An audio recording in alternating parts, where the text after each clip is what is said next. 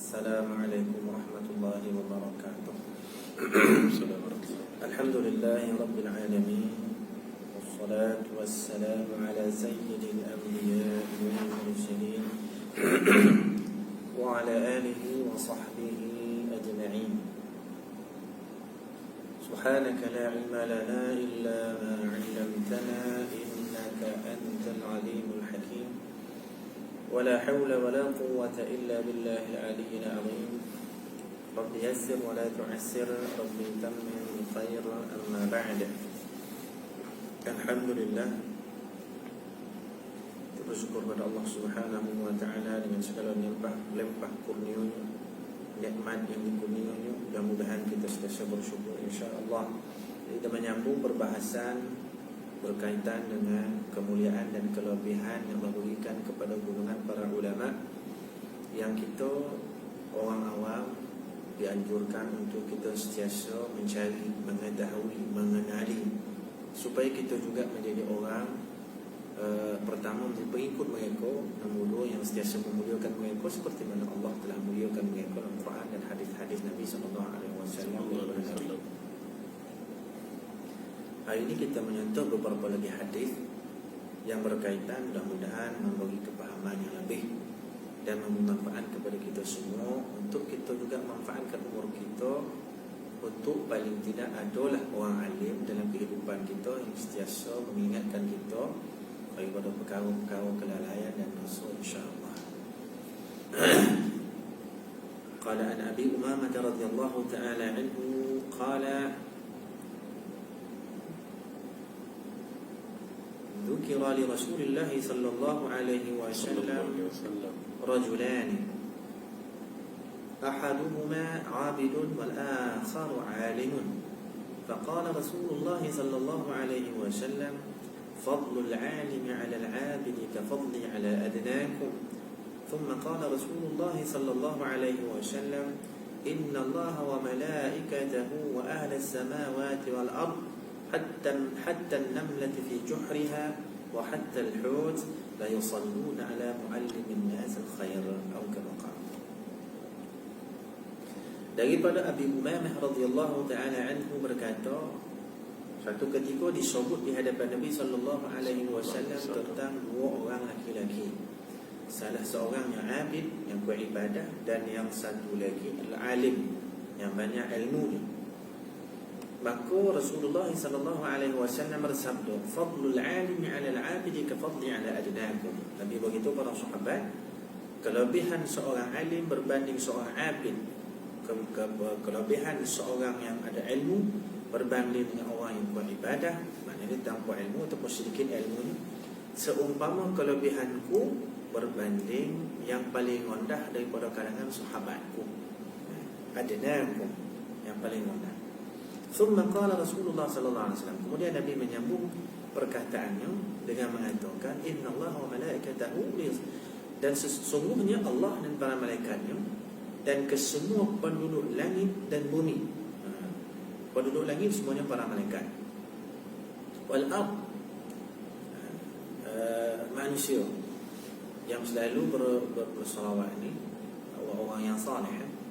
Hatta an-namlati fi juhriha, sehingga semut-semut di dalam sarangnya, wa hatta al-hut, dan semua ikan yang berada dalam air, la yusalluna ala muallimin nas al-khaira, pasti mereka itu akan bersalawat ke atas orang-orang yang mengajarkan manusia kebaikan. Jadi apabila ditanya ataupun diceritakan di hadapan Nabi sallallahu alaihi wasallam berkaitan dengan seorang alim dan abid, orang yang banyak ilmu dan orang yang banyak ibadah tapi sedikit ilmunya, Nabi memberikan suatu keutamaan, satu kelebihan yang luar biasa, sehingga dia menyatakan sesungguhnya Allah dulu, kemudian malaikatnya, kemudian semua penduduk langit. Itu penduduk langit itu ada 7. Kesemua langit ini dihuni oleh para malaikat. Langit pertama tu malaikat tu terlalu banyak. Langit pertama lebih banyak malaikatnya berbanding ke semua penduduk bumi daripada kalangan jin dan manusia, dan juga semua binatang-binatang dan sebagainya. Lebih banyak lagi penduduk langit yang pertama. Lapis yang kedua lebih banyak bilangannya daripada lapis yang pertama. Lapis ketiga lebih banyak daripada lapis yang pertama dan yang kedua, dan seterusnya sampai yang ketujuh. Kesemua itu kata Nabi, la yusalluna ala muallimin nas al-khair, akan bersalawat ke atas orang yang mengajarkan kebaikan kepada masyarakat. Tak cukup dengan itu. Maksudnya kalau doa, kalau daripada malaikat, maksud dia kalau malaikat bersalawat, maksud salawat daripada malaikat bermakna doa pengampunan, istighfar bagi orang.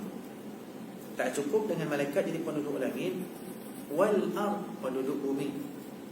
Penduduk bumi, orang salih banyak mana, orang baik-baik banyak mana. Kesemua itu melemparkan doa-doa kebaikan. Hatta namlati fi juhriha. Jadi termasuk juga daripada kalangan yang berada di bumi, pokok-pokok, batu-batu, pasir-pasir, kesemua itu mereka juga bertasbih kepada Allah. Selain daripada itu, mereka juga berperanan mendoakan orang-orang alim. Pokok, semua pokok. Banyak pokok atas muka bumi, daripada yang sekecil-kecil sampai ke sebesar-besar, daripada ratusan ataupun mungkin sampai ribuan ataupun mungkin jutaan daripada jenis pokok yang ada di muka bumi yang jadi ciptaan Allah. Semuanya, bayangkan, semuanya berperanan berdoa kepada orang-orang alim. Bayangkan, mana tak hebatnya orang alim ini, mana kau tidak mulianya orang alim ini. Semua ciptaan Allah, makhluk Allah yang tasbih kepada Allah juga berdoa kepada orang-orang alim. Sebab itu kita tak heran orang-orang alim tidak pernah hidupnya tersiu-siu, tak pernah tersiu-siu. Kalaupun ada beberapa ujian itu hanya sebagai asbab untuk menaikkan darajahnya dan meningkat lagi kemuliaannya insya-Allah taala. Itu saja, tak ada lain. Dan mereka tidak pernah mengeluh apabila diuji dengan ujian-ujian tertentu. Kenapa? Ya, kerana mereka ada ilmu. Dengan ilmu itulah memandu dia untuk menjadi lebih sabar, redha dengan apa jadi ketentuan Allah Taala atas dia. Sehingga semut dalam sarang ni, semut ni pun dia ni nak membayangkan apa, semut tu di antara binatang kecil lah kita kata, dan dia hidup secara koloni, berkumpulan, dan dia tak seorang-seorang ataupun dia tak seko-seko. Sebab tu hadis tu sebut tentang semut kerana semut ni jenis yang banyak, hidup itu banyak. Kita takkan jumpa semut seseko dia je. Tak ada. Semut tu lah kecil. Ada ke semut besar boyo? Tak ada. Semut tu kecil-kecil, hidup berkumpulan, tasbih kepada Allah. Kita ni tak payah kita bilang, tak payah kita gambarkan semut satu dunia. Kalau ada semut kat rumah kita, ada satu lubang, keluar masuk, keluar masuk, keluar masuk. Kadang-kadang dia ada trek dia berjalan daripada bawah lantai sampai ke ceiling. Kadang banyak, cuba kita bayangkan. Kesemua semut itu berdoa kepada orang alim, ataupun semut itu berdoa kepada kita kalau kita perasan kita alim.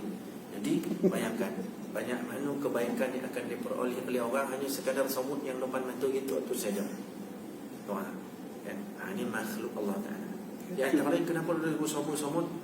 Kerana semut juga pernah ada sebut dalam Quran. Ada satu surah semut, surah An-Naml, surah semut. Cerita semut bersama dengan salah seorang maksud pilihan Allah, Nabi Allah Sulaiman alaihi salam. Semut itu pun bercakap dia dengan Nabi Sulaiman. Semut ni masuk pada tompek-tompek masing-masing. Dia ada cerita dalam sejarah itu boleh rujuk dalam surah An-Naml, surah semut. Jadi dalam hadis juga semut tentang semut. Semut ni bertasbih kepada Allah. Semut pernah juga membantu dan berkhidmat kepada Nabi Allah Sulaiman alaihi salam. Wa hatta al-hut, sehingga kepada ikan-ikan. Dalam satu riwayat hatta hitanun, hitan juga hut sama. Hut ni ada mengatakan jenis ikan paling besar. Yang kita tahu ikan paus lah, paus. Tetapi ni maksudnya ke semua ikan. Berapa jenis ikan pun tak ada manusia tahu secara pasti berapa jenis ikan.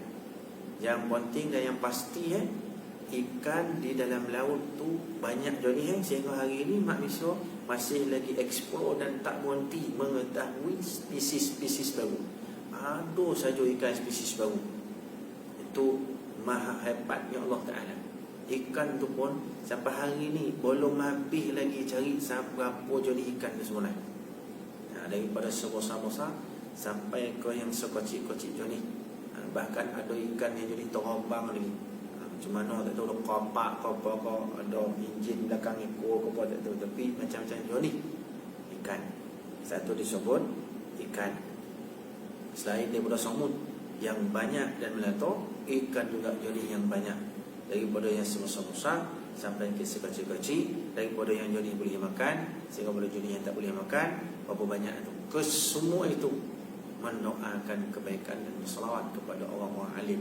Bayangkan orang alim ni macam mana? Dalam hadis Qudsi, la yusalluna ala muallimin nas al-khaira, yang mengajarkan manusia kebaikan. Dah kalau buka Quran bagi faham tentang Quran, mengajar hadis ditampaikan tentang kandungan hadis-hadis, itu tentulah Quran dan hadis mengajak manusia kepada kebaikan, mengajak manusia supaya sentiasa beribadah kepada Allah Ta'ala. Kalau tu yang disampaikan kepada masyarakat, kepada manusia, maka inilah sebaik-baik manusia, sehingga semua makhluk Allah rasa bangga terhadap orang-orang ni, kan? Bahkan bumi ni rasa bangga kalau dia dipijak oleh orang-orang yang saleh, kalau dia dihuni oleh orang-orang yang taat kepada Allah. Sungguh dia senang ni, redha ni. Sehingga sebaliknya bumi tak redha kalau orang yang murka Allah ada teh dia. Ada juga tu. Mudah-mudahan kita tak masuk dalam kelompok itu. Baik, itu disebutkan kelebihan orang alim berbanding orang abid. Orang yang alim banyak ilmu, sampai dia beribadah juga. Orang abid, orang yang sesuatu menumpukan diri pada ibadah, tetapi ilmunya tak seberapa, sehingga dia beramal dalam hal menuntut ilmu dia tak berapa, tak apa nak pergi ke masjid, surau menuntut ilmu. Hanya sekadar kadang-kadang bacaan-bacaan yang tak seberapa, sehingga bacaan pun kadang-kadang dia tak tahu sama ada yang dibaca tu betul menepati seperti mana yang dikehendaki oleh syarak, ataupun dah dia hanya dapat dengan maksud dan kepahaman dia sendiri sahaja, yang kadang-kadang kepahaman itu tidak seperti mana yang dituntut oleh Allah dan Rasul, seperti mana yang sepatutnya. Itu yang kita bimbang. Macam hari ni orang selalu suka tengok YouTube, Google, FB, yang diperoleh maklumat tentang Islam melalui media-media macam ni. Bukan tak bagus, bukan tak betul. Kita yakini banyak yang betul, tapi tidak kita tak boleh nafikan dan tak boleh tolak. Ada juga maklumat yang tidak mendapati. Ada maklumat yang boleh dipertikaikan, kerana yang ada dalam tu sumber yang tidak ada batasan. Siapa nak masuk. Tentang takwilan yang tak betul pun masuk. Kepahaman yang bengkang-bengkok yang tak betul pun masuk. Jadi kita tak boleh nak tapis, kita tak boleh nak filter benda tu. Dibimbangi, kita takut terjebak pada kepahaman yang salah. Sebab tu bagusnya kita kalau kita menadah ilmu daripada tok-tok melalui penulisan ulama dalam kitab-kitab mereka. Berkatnya kitab ni walaupun dicetak, tetapi ikut kandungan asalnya, penulisan para ulama daripada tangan yang barakah, ilmu yang barakah, niat yang ikhlas. Itu menjadi sebab kepada kitab-kitab ini apabila dipelajari, Allah pelihara daripada kepahaman yang salah. Berkat itu Allah pelihara kita daripada kepahaman yang salah. Bahkan keberkatan daripada ilmu para ulama dan keikhlasannya juga, bila kita belajar dan kita sampaikan kepada orang lain, kita dapat kepahaman yang lebih daripada berbanding kita belajar kitab tu dengan tok ulama dulu. Kita belajar bagus, tapi bila kita masuk dunia menyampaikan, bila kita sampai kepada orang, kepahaman tu akan jadi lebih baik daripada berbanding kita belajar dulu. Itu petanda ilmu yang berkat. Dan itu nampak gaya, kebanyakannya hanya terhasil daripada pengajian secara berkitab. Kan? Kalau ambil daripada macam saya sebut tadi lah, dia bukan tak bagus, tetapi kita pertikaikan sumber-sumber itu sama ada nilai keberkatannya ataupun tidak. Kita boleh tengok YouTube orang ceramah, kita boleh tengok YouTube orang menyampaikan ilmu-ilmu Islam, tetapi tidak sama suasana kita dapatkan ilmu itu dalam majlis ilmu yang yang sebut nak ada tu yang boleh kita tengok, bukan kata tak elok, bagus, tapi dua benda yang sangat berbeza, yang kalau kita nak bandingkan daripada tak belajar, eloklah kita ambil tu, tapi dari sudut keberkatan yang disebut dalam hadis, berada dalam majlis ilmu kita belajar akan dapat ketenangan, curahan rahmat, keberkatan, disebut nama kita dengan bangga-bangga yang malaikat, Allah Subhanahu wa taala curahkan ke banyak kebaikan bagi kita. Tak boleh kita tak peroleh melainkan dalam majlis ilmu. Ataupun melalui media-media masa elektronik, alam maya. Itulah di antaranya mungkin kita takut kita salah dalam memahami apa yang disampaikan. Kadang-kadang untuk berkitab kita boleh bertanya. Ya memang dalam media sosial ni pun boleh bertanya juga, tetapi kita bimbang keberkatan dia tak ada, kan? Kerana kita rasa kita dalam malih dah bagi tak ada masa, kita rasa pula dua majlis tu donga dengan kita tengok YouTube sama ya donga, tapi masjid donga pun yang sama, kita tengok dalam FB pun donga pun yang sama, pun beza baik duduk rumah. Salah tu, sebab duduk dalam majlis itu kita donga tak sama dengan kita donga bila duduk rumah. Tak sama. Langit bumi. Sebab tu nak kena faham betul-betul. Itu lebih lanjut, ada sesi lain ataupun pergi masjid surau akan ditorangkan oleh ustaz-ustaz ataupun tutup yang ada di luar sana. Kita ambil manfaat. Duduk rumah aja. Memang kecuali kalau kita memang tak ada masa. Itu pun berlaku kalau sekali-sekala, kalau masa lalu tu payah kita.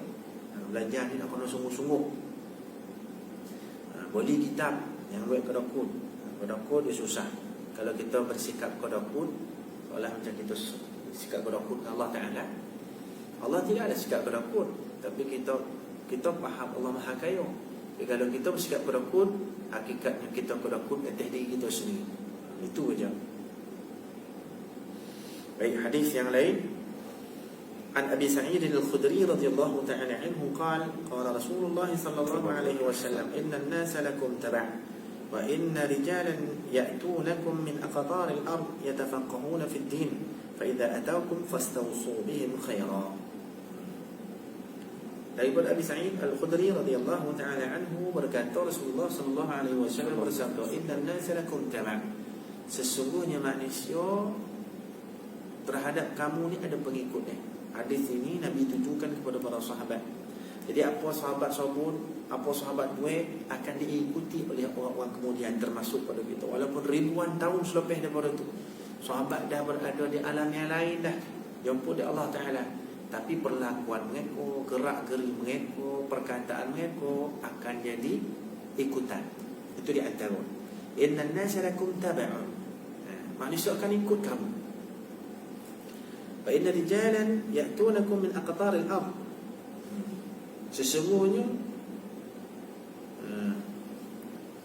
ada lelaki ataupun akan ada lelaki-lelaki yang mendatangi kamu daripada berbagai sudut dunia, daripada negara yang berbagai lah kalau kita kata hari ini. Yatafaqahuna fi din, mereka ini pergi mana-mana tempat semata-mata nak belajar agama, mendalami dan memahami agama.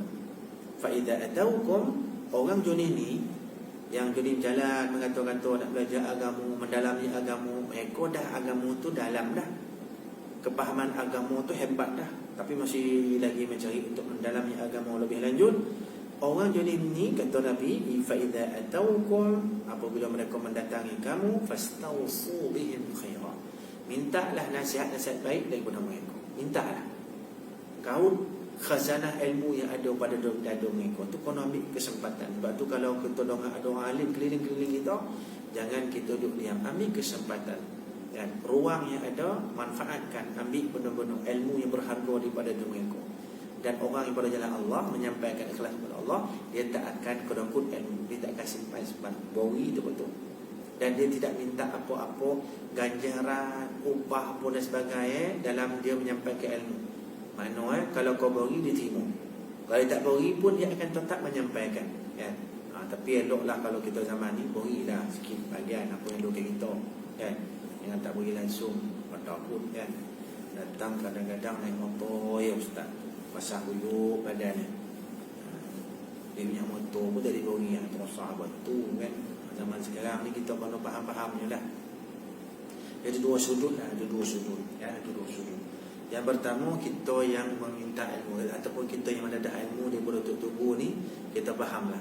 Kadang-kadang ada sebahagian tubuh ni, ada sebahagian ustaz asatizah ni, hidup mereka ni, kita kata macam mana, mereka bertanggungjawab, ada tanggungan yang betul-betul bergantung kepada berapa orang mori dalam usaha dakwah dia ataupun dalam menyampaikan ilmu. Orang begini mana, itulah dia yang doket dia.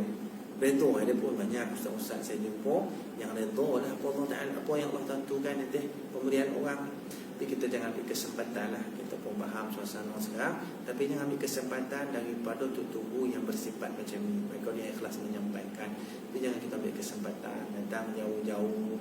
Minyak kereta pun RM50, kita bagi RM20. Bodoh ni itu kan.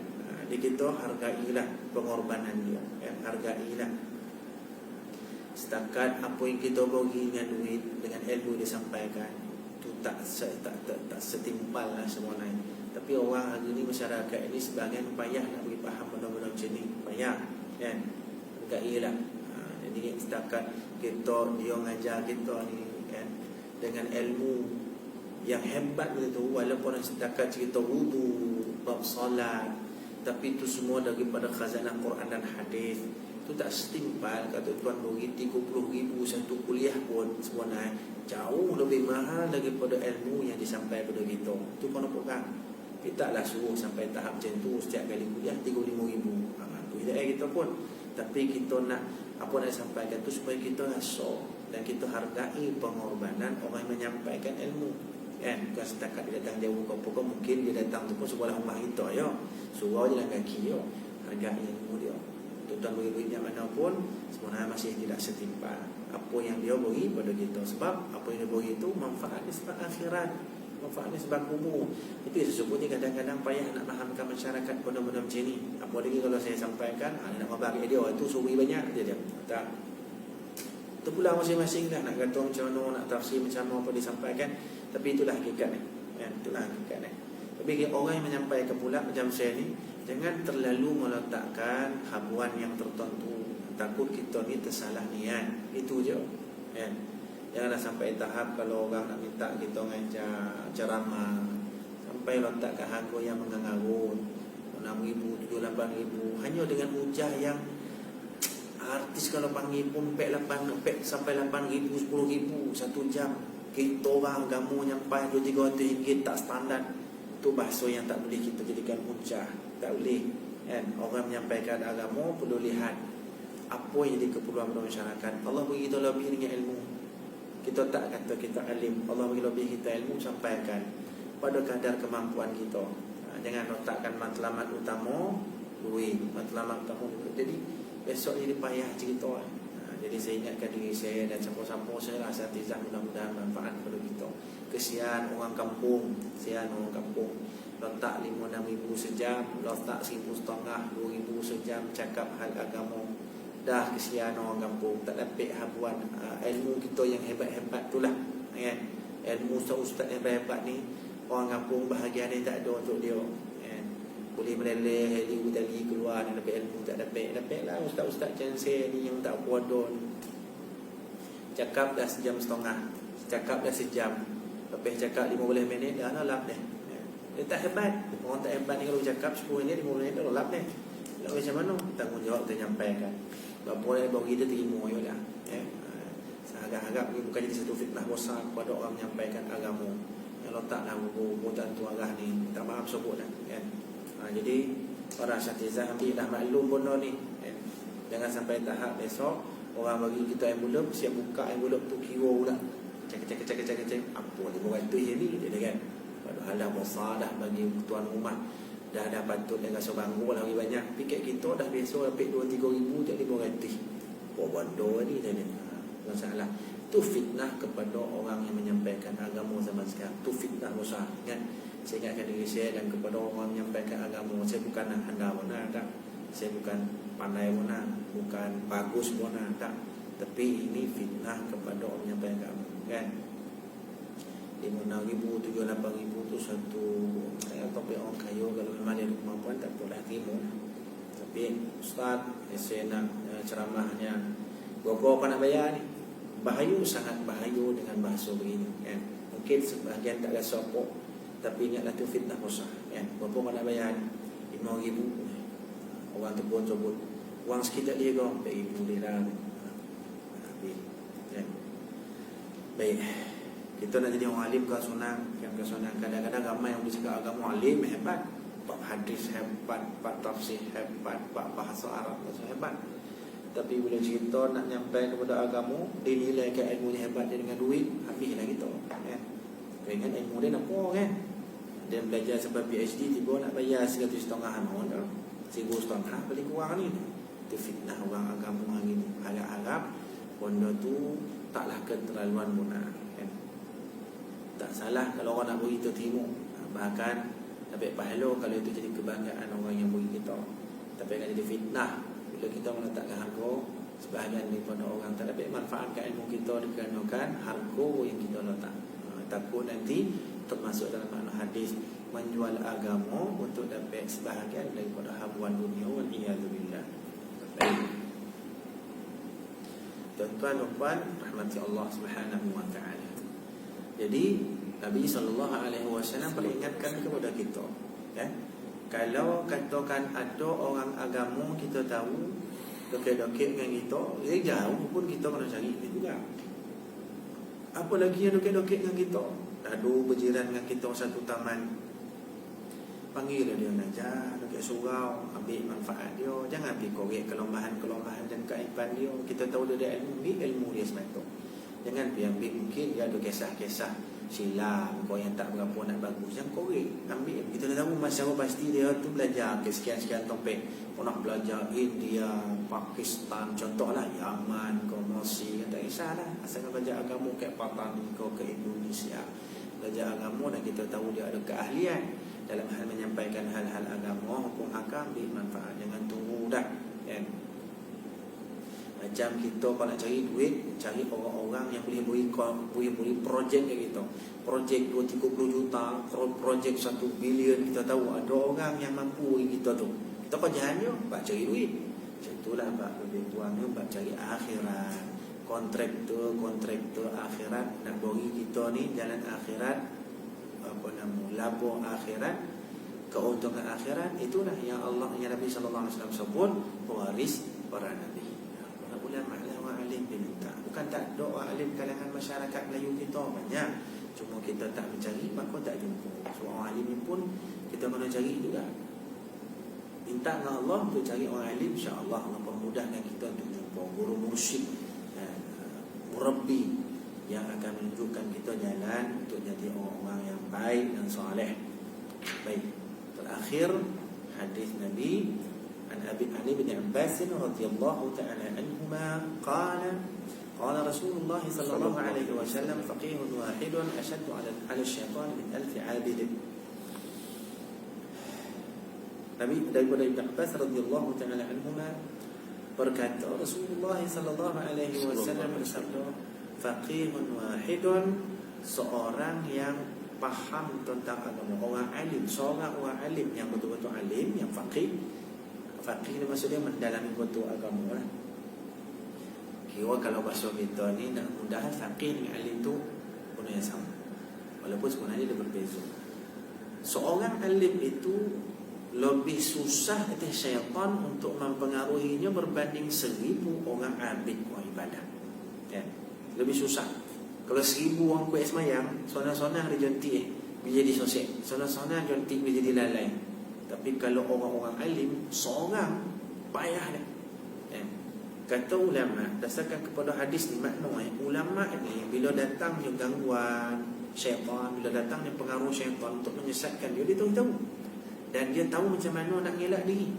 Dan dia tahu macam mana ilmu-ilmu supaya dia boleh menjauhkan syaitan. Dan dia tahu ini bukan daripada mana baik. Nampak tu elok, tapi dia tahu ni syaitan punya untuk melekorkan dia. Tahu. Itu kalau orang faqih. Kalau orang alim, ada ilmu. Ada pun orang abid, 1000 orang abid, ibadah, syaitan dah masuk dalam ibadah dia pun tak tahu. Dia dalam ibadah, dia berada dalam keadaan sedang dibelenggu oleh syaitan ibadah, dia betul tu. Sudah disosial oleh syaitan, dia jontik kan. Akhirnya ibadah dia tak jadi apa. Salah apa? Ibadah kuat hebat banyak, tetapi ilmu tak membantu, tak banyak lah maksudnya. Sebab tu kalau belajarlah sesungguh, barulah lahir ibadah yang cantik. Walaupun sikit tapi dia mampu istiqamah, walaupun sikit tapi ada nilai yang bagus. Quality, bukan setakat quantity. Jadi kita dianjurkan supaya cari ilmu yang banyak. Ilmu ni mesti ada guru. Janganlah hanya setakat baca sendiri-sendiri. Baca tu bagus bukan tak bagus. Wahyu pertama turun pun iqra, itu gambaran supaya menuntut ilmu. Tapi hanya sekadar baca saja, baca Quran, ambil tafsir di luar, kita pun buat kesimpulan sendiri. Apa kandungan Quran tu yang dikena kita buat kesimpulan sendiri, itu mudah. Itu akan jadi terlirik habis buat ibadah, tetapi tak ada ilmu yang sempurna. Guru tu penting, belajar tu betul, dan kita mesti ada sifat memuliakan dia. Ada adab-adab yang khotat untuk dapatkan keberkatan ilmu daripada tubuh. Nanti kita insya-Allah akan huraikan tentang adab-adab berguru. Nanti kita akan satu benda tu. Macam mana pun, pada sesi yang satu lagi kita akan masih cerita tentang hadis-hadis yang menceritakan tentang kemuliaan orang-orang alim, yang mudah-mudahan itu akan jadi semangat ke kita lagi lah, untuk mencari orang alim, untuk menandak ilmu dengan orang alim. Dan jangan dinilaikan alim seseorang itu hanya dari sudut umurnya dah tu. Kadang-kadang jauh lebih muda daripada kita. Macam saya ni 48 tahun. Kadang-kadang jumpa juga baru ni saya dengar satu ceramah daripada muda. Nampak muda tu, tuan satu masjid saya singgah, pakai baju t-shirt dia, ya, singgah-singgah. Ada satu orang ustaz, nampak tu pakaian dia macam orang Yaman lah. Saya dengar daripada luar masjid tu menarik. Yang boleh disampaikan tu sebutan-sebutan hadis dia memang cantik lah. Sehingga saya rasa, bagus budak ni. Saya pun masuk masjid, budak tu muda ya. Saya tak pernah ustaz dia tu, tak pernah. Dia muda. Dan saya yakin kalau takat nak bandingkan, saya ingat dia umur 30 lebih.